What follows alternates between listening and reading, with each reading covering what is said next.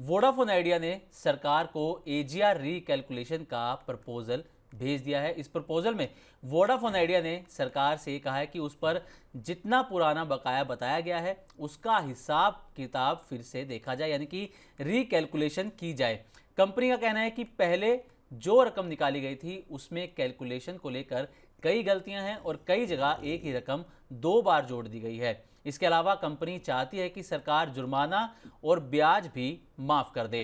Company के अनुसार अगर ऐसा हो जाता है, सरकारी स्टेप लेती है, तो उसका कुल बकाया करीब 45,000 से 50,000 करोड़ रुपए तक घट सकता है। और कंपनी कहती है कि इतना बोझ कम हो जाए तो वो आसानी से बाजार से करीब करीब 25,000 करोड़ का नया फंड भी जुटा सकती है और ये पैसा कंपनी अपने मोबाइल नेटवर्क को सुधारने और 5G सर्विसेज शुरू करने में लगाएगी। कई रिपोर्ट्स में यह भी दावा किया जा रहा है कि इस महीने के आखिर तक सरकार वोडाफोन आइडिया को रिलीफ पैकेज के रूप में बड़ी मदद दे सकती है। तो प्रवीण सर, सबसे पहले आपसे यही जानना चाहेंगे कि क्या आपको लगता है कि वोडाफोन आइडिया ने जो सरकार को प्रपोजल भेजा है रिकैलकुलेशन का, क्या सरकार कुछ राहत देगी कंपनी को? नहीं, ऐसा माना जा रहा है कि वोडाफोन आइडिया की तरफ से सरकार के पास प्रपोजल चला गया और इससे ठीक पहले जो टेलीकॉम मिनिस्टर हैं ज्योतिरादित्य सिंधिया, उन्होंने कहा था कि हमारे पास एक बार जब प्रपोजल आ जाएगा, कंपनी को प्रपोजल भेजना है, उसके बाद हम उसका अध्ययन करेंगे और जो सुप्रीम कोर्ट का ऑर्डर है उसके दायरे में रहते हुए क्या किया जा सकता है वो हम कानून के दायरे में रहते हुए वो हम करने की कोशिश करेंगे। अब माना यह जा रहा है कि वोडाफोन आइडिया ने अपना प्रस्ताव सरकार के पास भेज दिया है, जिसमें उन्हीं चीज़ों का जिक्र है जो सुप्रीम कोर्ट के में जो पिटीशन डाली थी और जिस पर सुप्रीम कोर्ट का एक व्यापक आदेश आया, उसमें जिन चीज़ों का जिक्र किया गया था। मोटे तौर पर आप ये मानकर चलिए कि लगभग 45 से 50,000 करोड़ रुपए की राहत मिलने की उम्मीद है, जितना वोडाफोन आइडिया की तरफ से प्रपोजल भेजा गया है। अब इसमें दो बातें आपने कही, एक तो डुप्लीकेशन ऑफ आपका जो एंट्रीज है एक तरह से एजीआर ड्यूज में, दूसरी बात है मेथड जिसके जरिए एजीआर को कैलकुलेट किया गया है। अगर आपको याद हो 2019 में जो सुप्रीम कोर्ट का फैसला आया था एजीआर के बकाया पे, उसमें इस सब जो दलीलें थी टेलीकॉम ऑपरेटर्स की कि एजीआर के जो बकाया है उसको आखिर कैलकुलेट किया कैसे जाए, उसमें ट्राई की या डीओटी की गड़बड़ियां हैं इसको कैलकुलेट करने में। इस पूरे मसले पर सुप्रीम कोर्ट गई थी टेलीकॉम कंपनियां, वहां लंबी चौड़ी सुनवाई हुई और उसके बाद सुप्रीम कोर्ट ने टेलीकॉम ऑपरेटर्स की बात को खारिज कर दिया। उन्होंने कहा जो तरीका सरकार का ने अपनाया है एजीआर ड्यूज को कैलकुलेट करने का, वो तरीका सही है। अब वोडाफोन आइडिया उसी बात को फिर से कह रही कि साहब आपने जो कैलकुलेट किया है वो मेथड ही गलत है। बिल्कुल। खैर, लेकिन इस सब के बावजूद माना यह जा रहा है कि अगर सरकार इस प्रस्ताव को मंजूर करती है, क्योंकि वोडाफोन आइडिया के मामले में सुप्रीम कोर्ट ने सरकार को एक व्यापक छूट देने का आदेश दिया कि आप चाहें तो पूरा का पूरा जो एजीआर का मामला है इसको रीलुक कर सकते हैं कंपनी को राहत। सरकार ने हालांकि एक बात ये भी कही थी कि अगर किसी और कंपनी को राहत चाहिए वोडाफोन आइडिया जैसी, तो उसको सुप्रीम कोर्ट जाना होगा और वहां से सुप्रीम कोर्ट अगर वोडाफोन आइडिया जैसा आदेश कर देती है तो हम उस कंपनी को भी, इशारा एयरटेल की तरफ था, उनको भी राहत दे सकते हैं। लेकिन कुल मिलाकर बात अब यह है कि सरकार के पाले में अब गेंद पहुंच गई है। सरकार तमाम कानूनी पहलुओं का अध्ययन करेगी, सुप्रीम कोर्ट का जो दायरा है आदेश का उसको देखेगी और उसके बाद यहाँ पे जो भी राहत मुमकिन है वो दी जा सकती है। ठीक है, तो प्रवीण सर, सरकार के पाले में तो गेंद पहुंच गई है। अब एक तो रीकैलकुलेशन का ही मामला है, दूसरा कुछ दिन पहले ये भी बड़ा अपडेट आया था कि सरकार रिलीफ पैकेज दे सकती है। तो क्या रिलीफ पैकेज यही हो सकता है कि रीकैलकुलेशन दोबारा हो, या वो इससे अलग होने वाला है कुछ? नहीं, देखिए, सरकार के पास ऑप्शन कई हैं।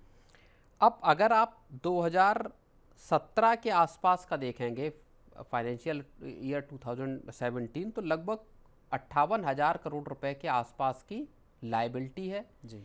इसमें इंटरेस्ट का हिस्सा 28,000 रुपए से ज़्यादा, 28,000 करोड़ से ज़्यादा का था, प्रिंसिपल 12,000 करोड़ का था, पेनल्टी 6,000 करोड़ की थी और इंटरेस्ट जो था पेनल्टी पे वो लगभग 11,500 करोड़ का था। तो जितनी पेनल्टी थी उससे ज़्यादा उस पर इंटरेस्ट था जी।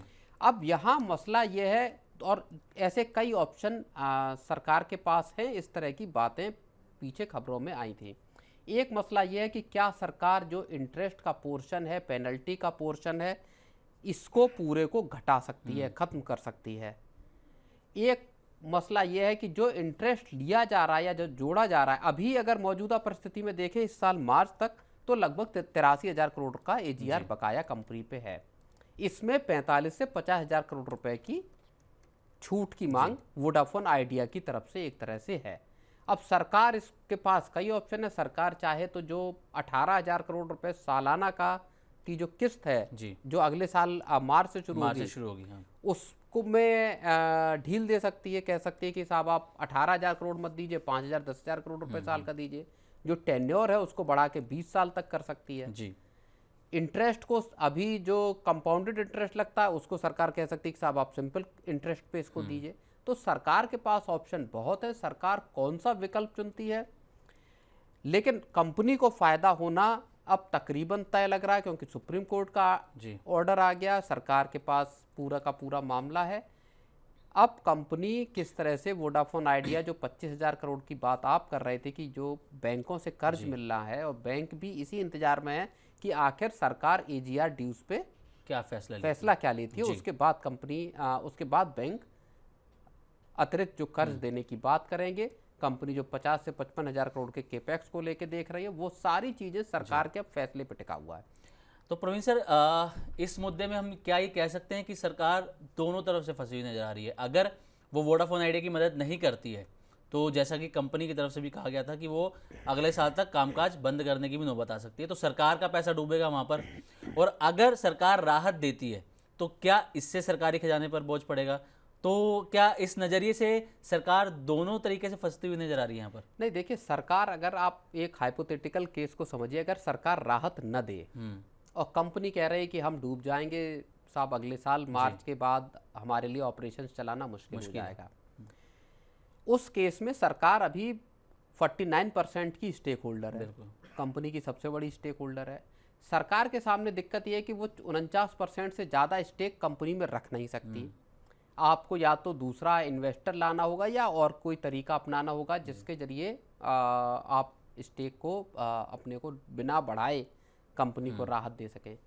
अगर कंपनी खत्म हो जाती है तो सरकार को जो पैसे मिल रहे होंगे, मान लीजिए अभी 83,000 करोड़ का सरकार का बकाया, हो सकता है 10, 20, 30,000 करोड़ रुपए सरकार को मिल जाए जी, वो भी मिलने का रास्ता खत्म हो जाएगा। दूसरी बड़ी बात, टेलीकॉम सेक्टर में एक जो डुओपोली है, सरकार उसको ब्रेक करना चाहती, सरकार चाहती कम से कम 3 कंपनियां रहें, वो केस भी खत्म हो जाएगा। तीसरी बड़ी चीज, और वो ज्यादा इंपॉर्टेंट इस लिहाज से है क्योंकि लगभग 20 करोड़ सब्सक्राइबर्स या यूजर जो है वो वोडाफोन आइडिया के साथ अभी भी जुड़े हुए हैं। इन 20 करोड़ लोगों का क्या होगा, इन 20 करोड़ यूजर्स का क्या होगा, सरकार के दिमाग में ये फिक्र भी है। और सरकार ने जब सुप्रीम कोर्ट में अपनी बात रखी थी, अभी जब सुनवाई हुई थी, उसमें इस बात का सरकार ने जिक्र भी किया था कि हमको मालूम है कि 20 करोड़ के लगभग जो यूजर्स हैं वोडाफोन आइडिया के, उनके इंटरेस्ट इससे प्रभावित होंगे अगर कंपनी चलने में असमर्थ हुई। तो सरकार के सामने वायबल ऑप्शन यही है इस वक्त, अगर जो रिकवरी भी मान लीजिए करनी है, वो यही है कि आप कंपनी को राहत दें। और उसका एक मिसाल आप ऐसे समझ लीजिए कि पेनल्टी है कंपनी पे, जो 2017 तक के, अगर उसकी मैं बात करूं, पेनल्टी है कंपनी पे 6,000 करोड़ की, पेनल्टी पे इंटरेस्ट है 11,500 करोड़ के आसपास, 11,151 करोड़ का जी। तो अब आप समझिए कि यहाँ सरकार के सामने जो बेहतर ऑप्शन है वो यही है कि कंपनी को बचाने की कोशिश की जाए। अगर कंपनी चलती है तो लोगों के रोजगार और बाकी चीज़ें हित सत्ते हुए नजर आते हैं। ठीक है, तो सरकार अगर वोडाफोन आइडिया को यहाँ पर राहत दे देती है, बकाया घट जाता है उसका, तो क्या आपको लग रहा है कि वोडाफोन आइडिया का जो भविष्य वो सुरक्षित हो जाएगा? नहीं, देखिए, एक बार सर्टेनिटी अगर एजीआर ड्यूज पे आ जाएगी, एक बार वायबिलिटी देखने लगेगी कि कंपनी, और देखिए इसमें एक और चीज़ भी है, आप एयरटेल को और जियो को, इनके दोनों के मॉडल को देखिए। एयरटेल के प्रॉफिट्स बहुत अच्छे नज़र आ रहे हैं आप देखें, और जियो के भी, दोनों के आरपू, जियो का आरपू मुझे लगता है 207 रुपए के आसपास है, जबकि एयरटेल का आरपू 250 रुपए के आसपास है। वोडाफोन आइडिया इसमें लगार्ड है और 176-77 रुपए के आसपास, अगर मैं गलत नहीं हूं तो इतना आरपू है। टेलीकॉम सेक्टर एक बड़े मैं कहूँगा कि एक बहुत ख़राब दौर से बाहर निकल कर आया, और अब भारत जिस तरह का जो डेटा कंजम्पशन है या जिस तरह की टेलीफोन और ब्रॉडबैंड सर्विसेज में जिस तरह का उछाल दिखाई दे रहा है, वहाँ पे आराम से 3 कंपनियां सर्वाइव कर सकती हैं।